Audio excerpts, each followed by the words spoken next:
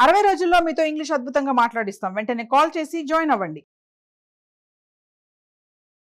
Hi అండి. మనం past గురించి మాట్లాడుతూ ఉంటాం కదా! అప్పుడు ఎంత కన్‌ఫ్యూజనో అసలు. వాస్ వాడాలా? డిడ్డా? వి2నా? ఏదెప్పుడు వాడాలి? ఇదంతా తెలీక. ఒక్క 5 మినిట్స్ ఇన్వెస్ట్ చేయండి మీ టైం. నేను క్లారిఫై చేసేస్తా. యూజువల్‌గా మనకు వర్బ్ ఫార్మ్స్ తెలుసు కదా! వి1, వి2, వి3. Eat, ate, eaten.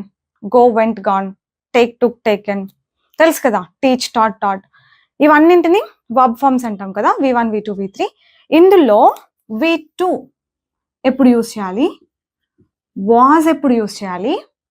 డిడ్ ఎప్పుడు యూజ్ చేయాలి? ఇవన్నీ పాస్టే. ఏది ఎప్పుడు యూజ్ చేయాలని ఈరోజు మనం క్లియర్‌గా నేర్చుకుందాం. ఓకేనా? వి2 to talk about past completed actions. అట్లా చెప్తే కాదు గానీ, నేనొచ్చా, నేను తీసుకున్నా, నేను అడిగాను, నేను తిన్నాను, నేను కొన్నాను. ఇవన్నీ ఎప్పటి గురించి చెప్తున్నా నేను? పాస్ట్ గురించే కదా! సో, ఇవన్నీ కంప్లీట్ అయిపోయిన పనులే కదా! తిన్నాను, ఆర్డర్ చేశాను, వండాను. సో, ఇవన్నీ. సో, ఏం చేయాలి? ఈ వి2 వర్బ్ యూజ్ చేయాలి.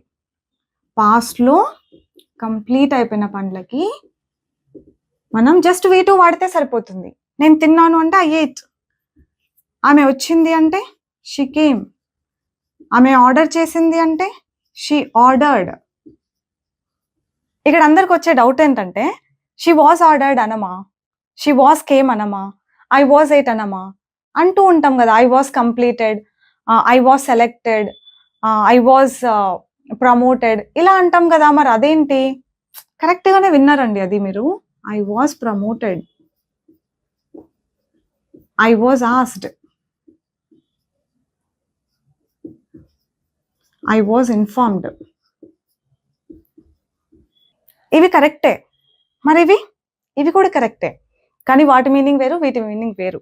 నేను అడిగాను అంటే ఐ ఆస్క్డ్ అనాలి అంతే. బాగా వినండి. ఐ ఆస్క్డ్ అంటే నేను అడిగాను. కానీ దీని అర్థం ఏంటి తెలుసా? ఒకవేళ మీరు ఐ వాస్ ఆస్క్డ్ అన్నారనుకోండి, నన్ను అడిగారు అని అర్థం. నన్ను అడిగారు. నేను అడిగాను వేరు, నన్ను అడిగారు వేరు కదా! నేను అడిగాను అంటే నేను వేరే వాళ్ళని అడిగినట్టు. నన్ను అడిగారు అంటే వేరే వాళ్ళు నన్ను అడిగినట్టు. దీని అర్థం అది. నన్ను అడిగారు వేరే వాళ్ళని. నేను అడిగాను అనాలంటే సింపుల్‌గా ఐ ఆస్క్డ్ అనాలి.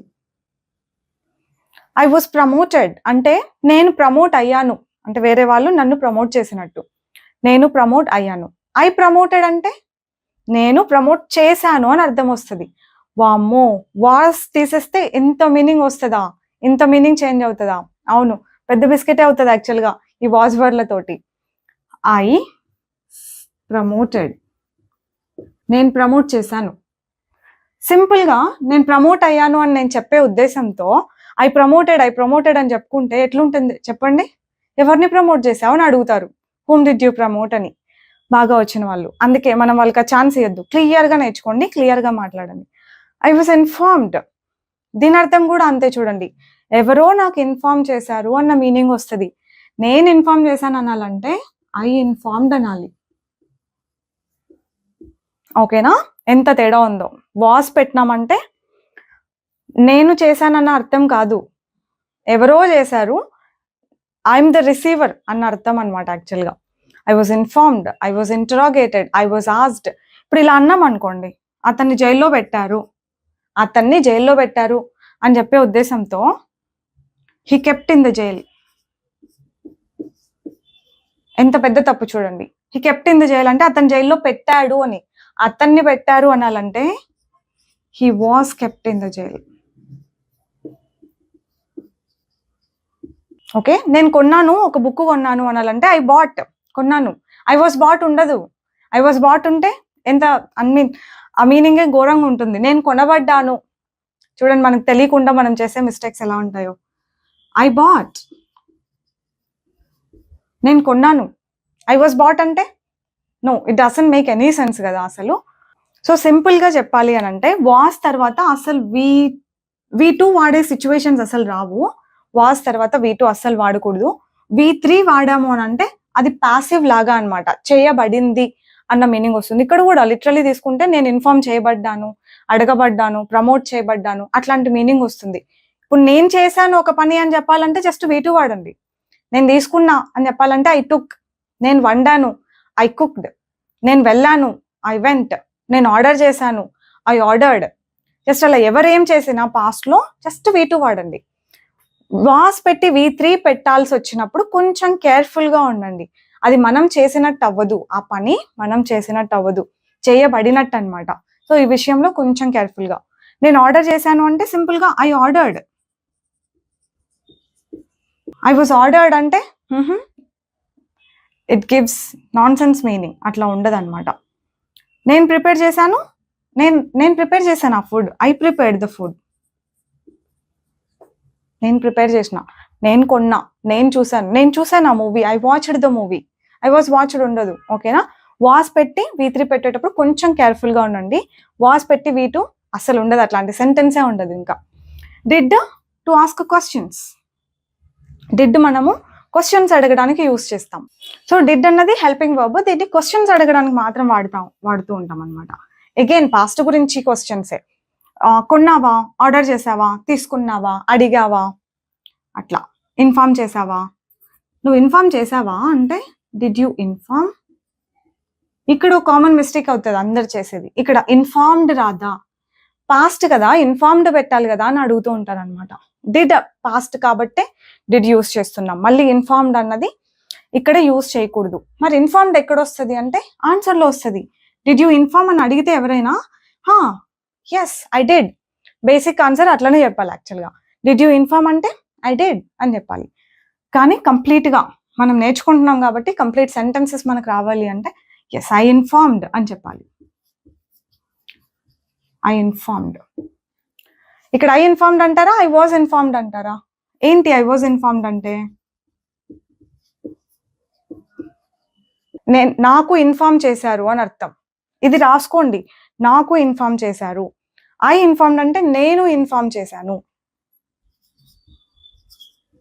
Did they select you or did they select her?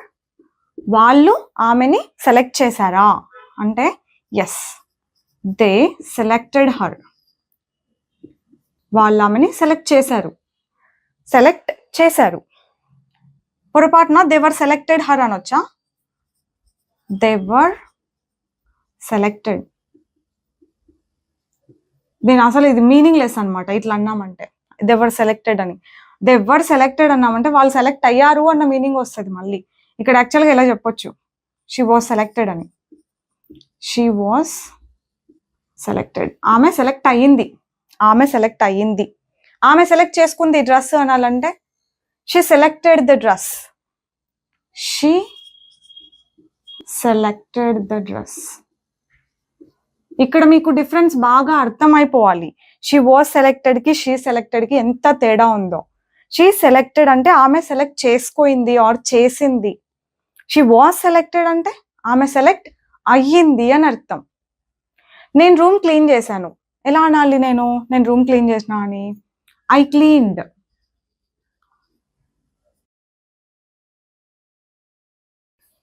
I cleaned the room.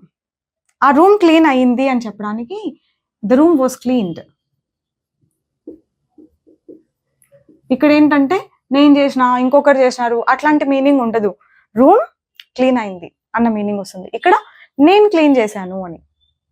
అలా వాజ్ పెడితే ఏం మీనింగ్ వస్తుంది, వాజ్ లేకపోతే ఏం మీనింగ్ వస్తుందని మనకు క్లియర్ ఐడియా ఉండి తీరాల్సిందే. Only then we can speak correctly. So be very careful when you talk about past next time. V2 ఎప్పుడు యూస్ చేయాలి, V3 ఎప్పుడు యూస్ చేయాలి. V3కి చాలా యూసేజెస్ ఉన్నాయి, not only with was were.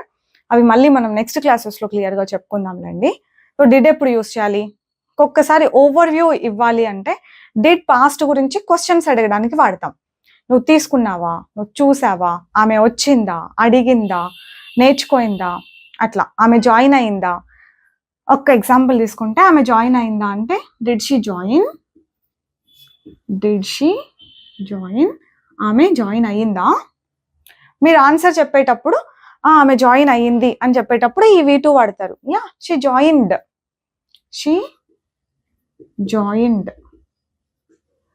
ఇక్కడ షీ వాజ్ జాయిన్డ్ అని చెప్పినాం అనుకోండి, అప్పుడు దాని అర్థం ఏంటి?